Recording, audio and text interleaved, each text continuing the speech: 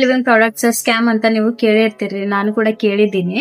ಆದ್ರೆ ಜಾಯಿನ್ ಆಗೋದಕ್ಕಿಂತ ಮುಂಚೆ ಸೊ ಈ ವಿಡಿಯೋ ಸ್ಕಿಪ್ ಮಾಡದೆ ಕೊನೆವರೆಗೂ ನೋಡಿ, ರಿಯಾಲಿಟಿ ಏನು ಅಂತ ನಿಮ್ಗೆ ಗೊತ್ತಾಗುತ್ತೆ.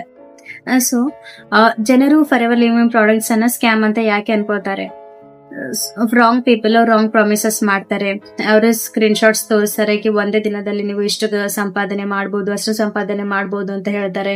ಮತ್ತೆ ಅವರಿಗೆ ಪ್ರಾಡಕ್ಟ್ ಬಗ್ಗೆ ನಾಲೆಜೇ ಇರೋದು, ಅವರು ಫೇಕ್ ಇನ್ಕಮ್ ಸ್ಕ್ರೀನ್ ಶಾಟ್ಸ್ ತೋರಿಸ್ತಾರೆ.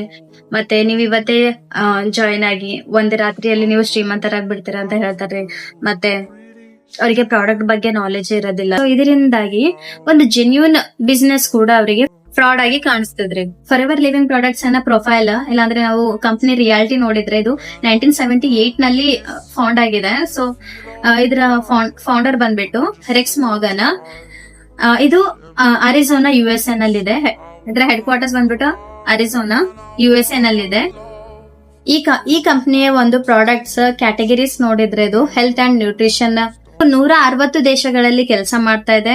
ಮತ್ತೆ ಇದು ಪ್ರಪಂಚದ ಅತಿ ದೊಡ್ಡ aloe vera and honey bee manufacture and distributor ಆಗಿದೆ. ಸೊ ಇದು ಬಂದು ಡೆಪ್ಟ್ ಫ್ರೀ ಕಂಪನಿ ಆಗಿದೆ. ಸೊ ಇದರಲ್ಲಿ ಹಲಾಲ್ ಕೋಶಲ್ ಮತ್ತೆ IAS ಇಂದ ಪ್ರಾಡಕ್ಟ್ಸ್ ಎಲ್ಲಾನು ಸರ್ಟಿಫೈ ಆಗಿವೆ. ನ್ಯೂಟ್ರಿಷನ್ ಮತ್ತೆ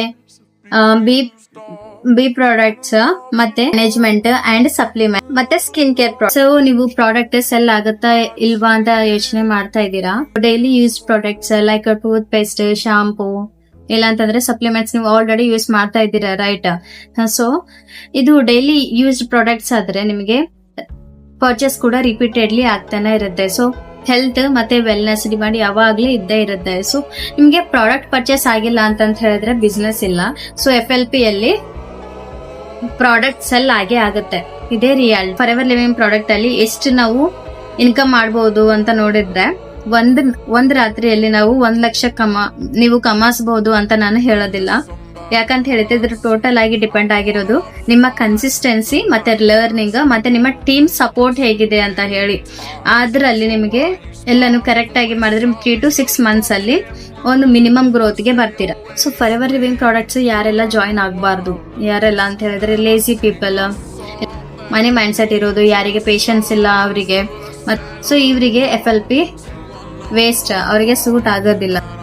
ಫಾರ್ ಎವರ್ ಲಿವಿಂಗ್ ಪ್ರಾಡಕ್ಟ್ಸ್ ಅಲ್ಲಿ ಯಾರೆಲ್ಲ ಸಕ್ಸಸ್ ಆಗ್ಬೋದಪ್ಪ ಅಂತಂದ್ರೆ ಹೌಸ್ ವೈಫ್ಸ್ ಮತ್ತೆ ಸ್ಟೂಡೆಂಟ್ಸ್, ಅವರು ಪಾರ್ಟ್ ಟೈಮ್ ಆಗಿ ಕೂಡ ಕೆಲಸ ಮಾಡ್ಕೋಬಹುದು. ಇಲ್ಲ ಅಂತಂದ್ರೆ ಜಾಬ್ ಪೀಪಲ್, ಎಕ್ಸ್ಟ್ರಾ ಇನ್ಕಮ್ ಬೇಕು ಅನ್ನುವವರಿಗೆ ಇದು ಬೆಸ್ಟ್ ಆಗುತ್ತೆ. ಮತ್ತೆ ಡೈಲಿ 2 hours ಕನ್ಸಿಸ್ಟ್ ಆಗಿ ಕೊಟ್ರೆ